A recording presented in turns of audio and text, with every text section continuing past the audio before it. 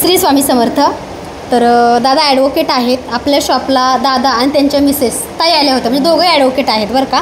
हे शेतीचे वगैरे काही केस वगैरे असतील त्या संदर्भामध्ये ते काम करतात आणि स्वामी सेवेकरी आहेत. आणि ते माझ्याकडे आले होते, पॅरेटचा स्टोन आणि पॅरेट पेन नेला आहे. तर दादा अनुभव आपण विचारूया. मला सुरुवातीला ज्यावेळेस आलो, म्हणजे असं निमित्त आमचं काय नाही की तिला घ्यायचं होतं की बाबा पायरेटचे स्टोन घ्यायचे आहेत वगैरे, म्हणून असं सहज आलो होतो. तर पेन आणि एक पायरेटचं स्टोन घेतला. त्याच्यानंतर आम्ही फक्त स्वामींना एकच म्हणले की आम्ही पुढच्या वेळेस येताना बेसनचे लाडू तुम्हाला घेऊन येऊ. आम्हाला स्वामींनी 2 दिवसातच परत बोलवलं. बेसनचे लाडू घेऊन आलो आम्ही. म्हणजे आम्ही एवढं खुश झालो की आम्हाला परत स्वामींचं दर्शन घडलं. आणि त्या दिवशी प्रकर्षाने आम्हाला स्वामींना प्रसाद सगळ्यांना घेऊन यायचा, तर तो स्वामींनी ग्रहण केला आहे आमच्यासमोर. माझ्या मिसेसनी 3 लाडू ठेवलेले होते इथे, की एक घरी घेऊन जायचा, एक स्वामींना द्यायचा आणि एक इथे वाटायचा. एक लाडू इथे ठेवला आणि तो आम्ही इथेच पॅसेजमध्ये फिरत होतो. एक 10 मिनटात आम्हाला प्रकर्षाने एक प्रचिती आली की स्वामींनी तो लाडू ग्रहण केलेला होता. म्हणजे ती आम्हाला एकदम असं काही स्पीचलेस झालो, आम्हाला काही समजेना त्याच्यामध्ये. आणि ह्याच्यामुळे आम्ही इथे आम्हाला जसं अक्कलकोटला म्हणजे प्रकर्षाने स्वामी सेवा करायला मिळती, पण ते खूप लांब आहे. पण इथे आम्हाला खूप असं त्या अक्कलकोटसारखीच इथे प्रचिती येते.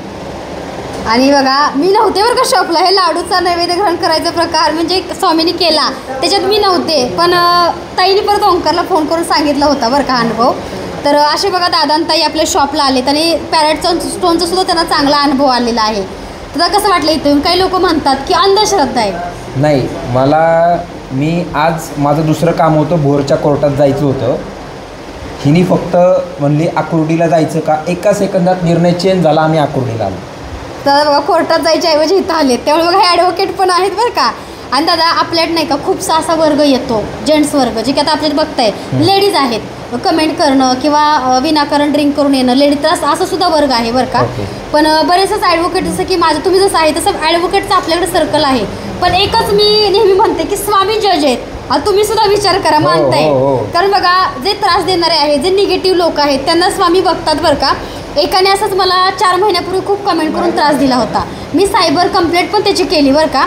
पण काय झालं की त्याच्या मिसेस आमच्या शॉपला आल्या. हे 8 दिवसापूर्वीचा अनुभव आहे की ताई म्हणले की तुम्हाला माझ्या मिस्टरांनी खूप त्रास दिला, तुम्ही केस केली, खूप काही गोष्टी घडल्या. पण आयुष्यामध्ये अशी वेळ आली की नोकरी गेली अचानक. म्हणजे अशा काही गोष्टी घडतात. म्हणजे प्रत्येकाला समजतं किंवा आपण जर वाईट करतो तर आपलं वाईट हे नक्की आहे. मग बघा, हे अशा गोष्टी होतात. स्वतः दादा सुद्धा ॲडव्होकेट आहेत, ते रोजच केस फेस करत असतील. त्यामुळे दादा आपण एकच सांगू, त्रास कोणाला देऊ नये, बरोबर आहे की नाही. प्रत्येकाच्या कर्मानुसार प्रत्येकाला भगवंत फळ देत असतो. काय मंदाताईंनी तुम्हाला पाठवलेलं, मंदाताईंनी बघा गिफ्ट पाठवलेलं आहे. एकच मिनटं. कुंचन सेवा केली, त्यांना छान अनुभव आलाय. तर मंदाताईंनी बघा माझ्यासाठी गिफ्ट पाठवलंय. ज्या लाईव्ह बघतात त्यांनी, मंदाताई थँक्यू सो मच. आणि त्या स्वामी सेवेतच जोडलेत. कसं दादा, अनुभव आल्याशिवाय लोक एवढे आपल्याला मानतात का? कारण कसं आहे, लोक म्हणतात की तुमच्याकडेच अनुभव येतो का, स्वामी इथंच आहेत का. शेवटी प्रत्येकाची भक्ती असते, तो निमित्त तो शोधतो आणि त्याच्या थ्रूच तो सेवा घडून घेतो. म्हणजे आम्हालाही म्हणजे 2-3 वेळा आम्ही स्वामींना गेलो की त्या दिवशी प्रकट दिना दिवशी तोच अनुभव आला की आम्ही दर्शनाची लाईन एवढी मोठी होती. आम्ही पहाटे जायचा निर्णय घेतला होता, पण आम्ही थोडंसं कंटाळा केला आणि 12 वाजता गेलो. लाईन एवढी मोठी झाली की तिथं गेल्यावर दाराजवळ गेलो मी की मुखदर्शन घेऊ. आणि अक्कलकोटला मुखदर्शन हा प्रकार काही नाही. तिथे आम्ही रिटर्न फिरायचं ठरवलं, पण तिच्या लक्षात आलं की ती म्हणली ह्यांना विचारू आपण डायरेक्ट दर्शन होतं का, ते बघतायत. मग त्यांनी आम्हाला म्हणले तुम्हाला डायरेक्ट दर्शन घ्यायचं आहे का. त्यांची आम्ही सभासद फी दिली आणि त्यांनी आम्हाला आमचं जसं दिवस गेला असता दर्शनाला, 15 मिनटात दर्शन करून आम्ही बाहेर आलो.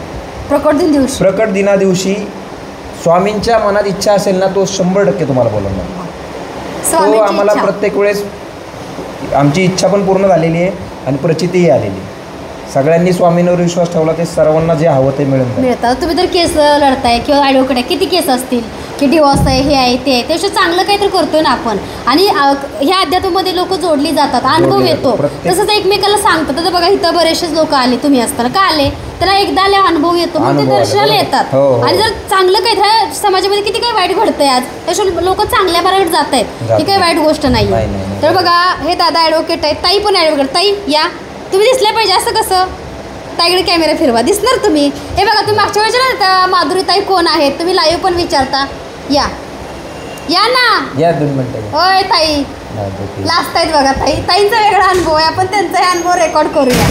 तर दादा धन्यवाद तुमच्या सहकार्याबद्दल. Yes, आणि तुम्हाला असे स्वामींचे अनुभव येऊ दे, प्रचित येऊ दे, आणि अजून सेवेकरी घडू देत, हे स्वामींना आपण प्रार्थना Yes, करू. yes. धन्यवाद. श्री श्री स्वामी स्वामी समर्थ. समर्थ.